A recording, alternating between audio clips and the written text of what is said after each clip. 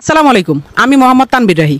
যারা আপনারা অনেকে আমাকে তহিদ আফ্রিদি চামচা অথবা তহিদ আফ্রিদি ছোট ভাই হিসেবে জানেন।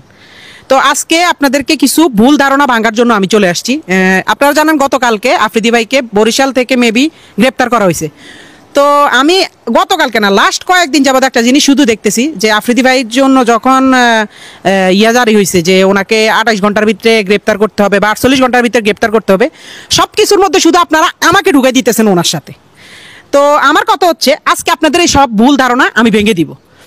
আমার সাথে আফ্রিদি ভাইয়ের সাথে লাস্ট জুলাই আন্দোলনের 1 মাস থেকে 2 মাস আগ থেকেই ওনার সাথে আমার সাথে পুরোপুরি সম্পর্কটা এক ধরনের শেষ হয়ে গেছে। তো সম্পর্ক শেষ হওয়ার পরে আমার সাথে ওনার সাথে ওরকম কোনো যোগাযোগ নেই। শুধু যোগাযোগ ওনার সাথে আমার সাথে জুলাই আন্দোলনের পরে উনি যখন বাংলাদেশে আসছে তখন 2বার ওনার সাথে যোগাযোগ হয়েছে।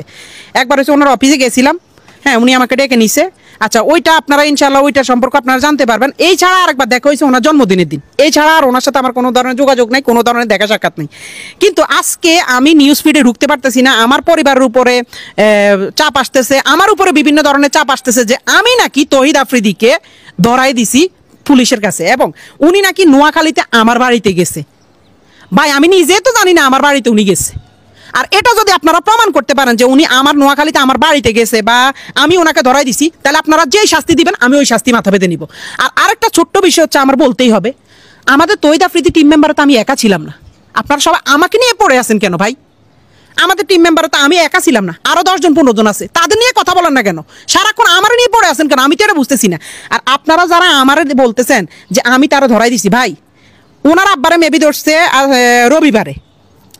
তো প্রথম থেকে আমি আজকে ওনাকে ধরা পর্যন্ত আজকে প্রায় মেবি 1 সপ্তাহ হয়েছে। এই 1 সপ্তাহ আমি সিআইডির আন্ডারে ছিলাম। আমার মোবাইল, আমি নিজে কোথায় যাই, কখন কি করি না করি, সব কিছু আমার সিআইডির আন্ডারে। ইভেন আমি সবচেয়ে বেশি ফেস করতে হয়েছে। এগুলো তো আমার যেমন কি হয়েছে আমি তো আপনাদেরকে বলি। ওনার আব্বারা যেদিন ধরে নিছে ওই দিন সকাল 12টা কি 1টার দিকে আমাকে বসুন্ধরা থেকে সিআইডি অফিসাররা ধরে। বসুন্ধরা থেকে আমি আর আমার এক বড় ভাই গেছিলাম গাড়ি কিনতে, ওইখান থেকে আমাদেরকে ধরে আমাদের সজল ভাই দোকানে, সজল ভাই সহ আমাদেরকে জিজ্ঞাসাবাদ করা হয়েছে, আমার মোবাইল ট্র্যাক করা হয়েছে, আমার মোবাইলে সব কিছু ঘাটাঘাটি হয়েছে এবং সব কিছু দেখছি। ইভেন এরপরও প্রতিদিন আমাকে ধরা হয়েছে। তারপরে আমি একজনের ভিডিও দেখছিলাম, আমেরিকান, আমার এক বড় ভাই আছে হিমেল ভাই, তারপর ইলিয়াস ভাই, ওনাদের ভিডিও দেখছিলাম। ওনারা ওইটার মধ্যে যখন আমারে জড়ানো শুরু করছে, তখন আমি দেখলাম যে ভাই, আমি ওনার সাথে সংযুক্ত না বা ওনার সাথে আমার যোগাযোগ না। ওনার বিয়েতে পর্যন্ত আপনারা আমার দেখেন নাই। লাস্ট ওনার বিয়েতে পর্যন্ত আমরা দেখেন, হ্যাঁ, উনি আমার ভাই, উনি আছে, উনি ওনার মতো, আমরা আমার মতো। উনি ওনাদের মতো কাজ করছে, আমরা আমাদের মতো কাজ করতেছি। ওনার সাথে আমার প্রায় 1 থেকে